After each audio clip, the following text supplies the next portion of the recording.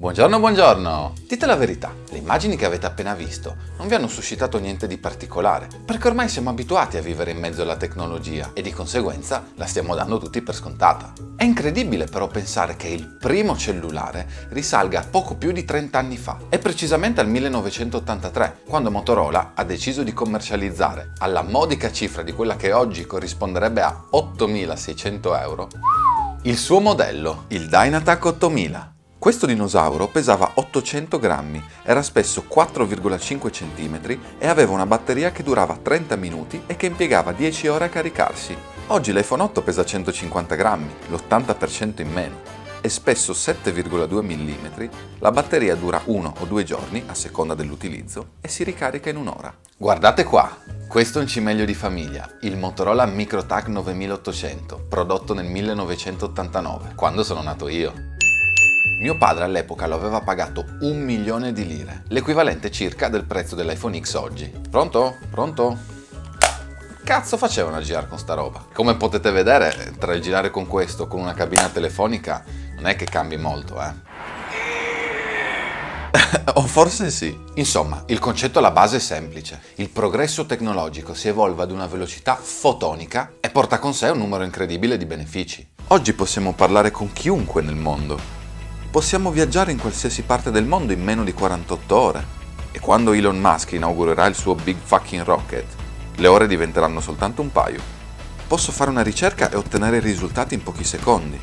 Posso scattare foto, scrivere documenti, organizzare eventi, incontrare ragazze, hey girl, e pagare qualsiasi cosa comodamente da casa.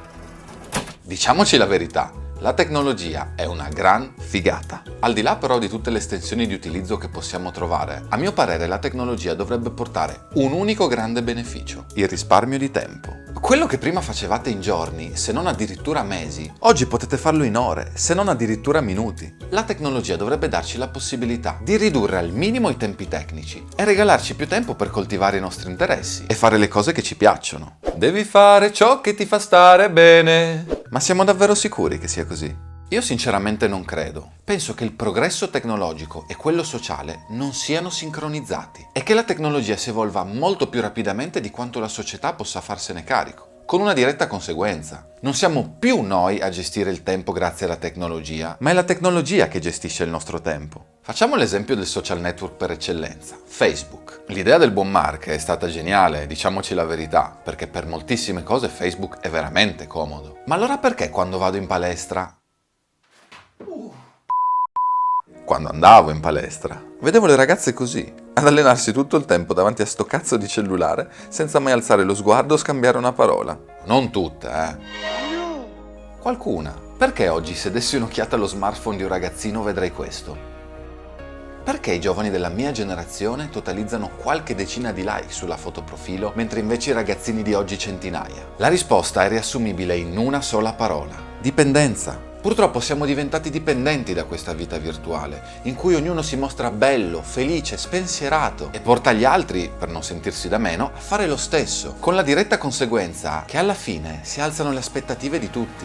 Il tuo profilo Facebook deve essere fighissimo, anche se in realtà il tempo lo spendi più per aggiornare il tuo profilo e renderlo ancora più fico, a discapito delle amicizie che non stai coltivando nella vita vera. Chi se ne frega se per la maggioranza del tempo sei solo, se il tuo profilo Facebook o Instagram totalizza centinaia di like, giusto? Chi se ne frega se non hai un vero amico con cui confidarti, se ad ogni post che pubblichi ricevi decine o centinaia di commenti. Secondo me il vero problema non è la tecnologia in sé, il problema è che c'è un divario tecnologico enorme tra i ragazzi di oggi e chi questi ragazzi dovrebbe educarli. Io faccio parte della generazione più giovane che ha assistito alla nascita dei social e al boom degli smartphone, e a nessuno di noi è stato insegnato come utilizzare la tecnologia, perché ovviamente era un qualcosa di nuovo per tutti. Oggi però il problema è che, indipendentemente da quanti anni abbiamo, siamo tutti con sto cazzo di cellulare in mano. E allora sapete che vi dico?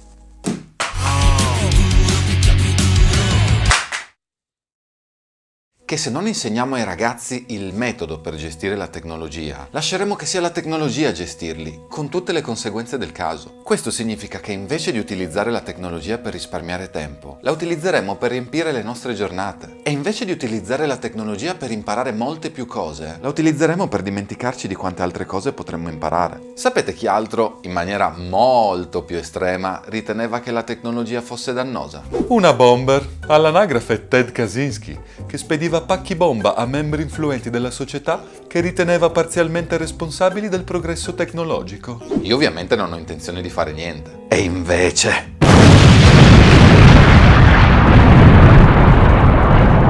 Scherzi a parte, ringraziate che le mie mani sono tozze. Insomma, a mio parere il bilancio tra pro e contro è ancora a favore dei pro, però sono anche convinto che sia fondamentale fare sensibilizzazione su questi argomenti, a meno che non vogliamo correre il rischio di imboccare una strada senza via d'uscita. Ormai non possiamo più rinunciare alla tecnologia, in quanto la nostra capacità di affrontare i problemi è migliorata notevolmente a seguito della sua introduzione. A tal proposito ho una domanda per voi. Qual è il vostro problema più grande che la tecnologia ha risolto? Scrivetemelo nei commenti.